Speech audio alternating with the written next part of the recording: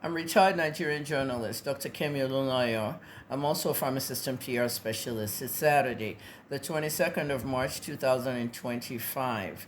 I'm calling on President Bola Ahmed Tinubu, the President of the Federal Republic of Nigeria, to urge the EFCC and other bodies involved to release the declassified files of the Hushpuppi case. Hushpuppi is Raymond Olonwa Abbas, a fraudster from Nigeria based in Dubai, who was convicted and sentenced to 11 years in prison. Hushpuppi is in a U.S. federal prison serving his sentence at this time.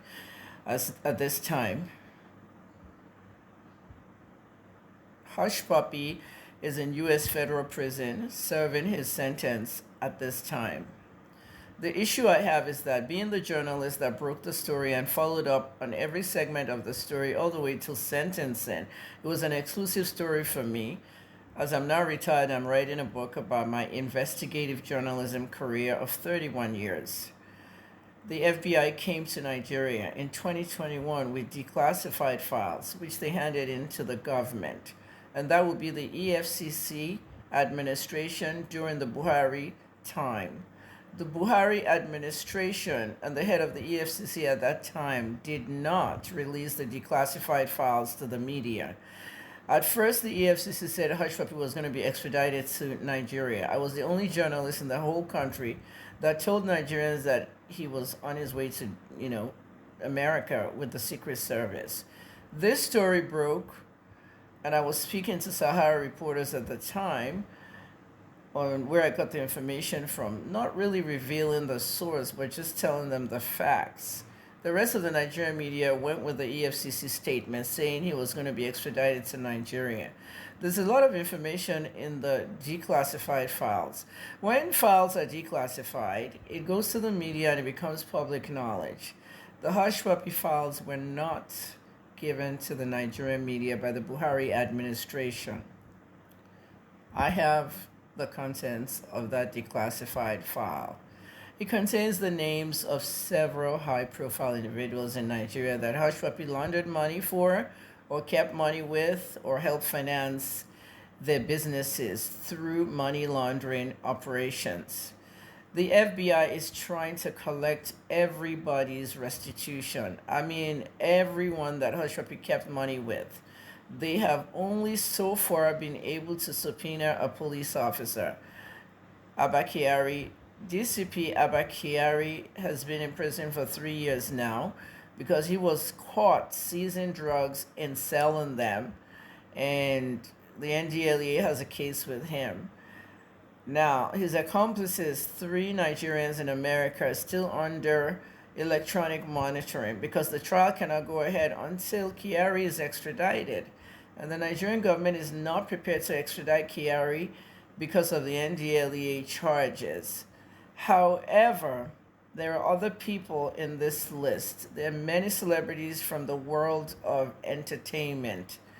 Their names need to be revealed. I do not want to publish that yet because I'm writing a book, but I feel that with what Mr. Trump is doing in America, and this crimes happened when he was president, he's declassifying an entire murder of another president, JFK, and he promises RFK and Martin Luther King.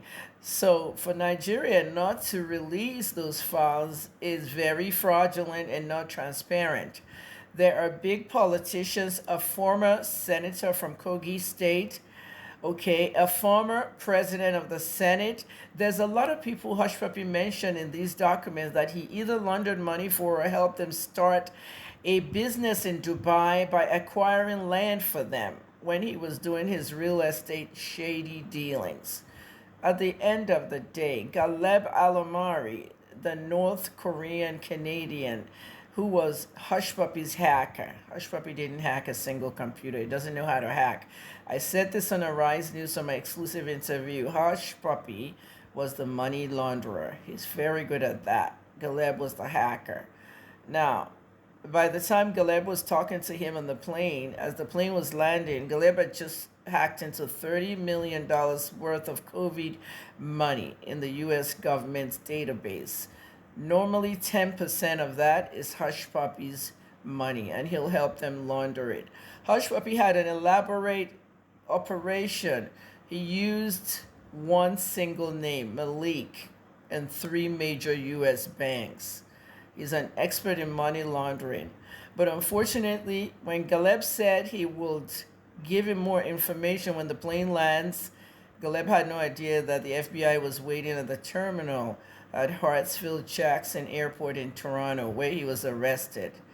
At that point, Galeb's boys in Romania were telling Hushpuppi to send their cut of the money. But Hushpuppi got greedy, kept it all, and they called the FBI. The FBI said they knew he was doing a lot of fraud, but they only woke up when he was dining with the enemy, because Galeb is half North Korean.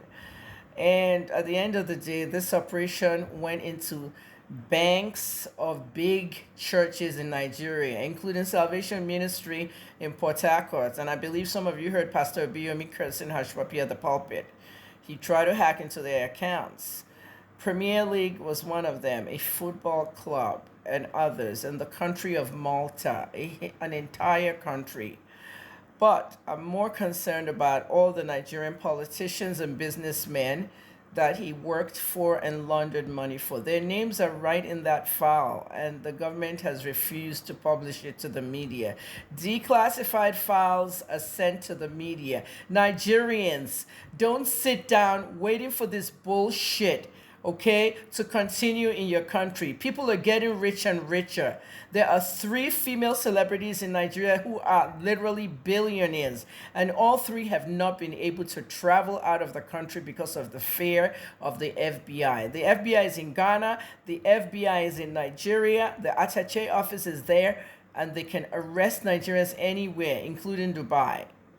At the end of the day, one of your celebrities travels when a presidential team is going out, because she can't travel herself. She may be arrested. Okay, others have not been able to travel out since Hushpuppi, since the pandemic. There are things happening in this country that if you don't speak out on transparency, you'll continue suffering. So I'm appealing to you, President Tinubu, to please release the declassified FBI files of Raymond Olorunwa Abbas. Thank you. I'm Dr. Kemi Olunloyo, Nigerian pharmacist, retired journalist, and PR specialist.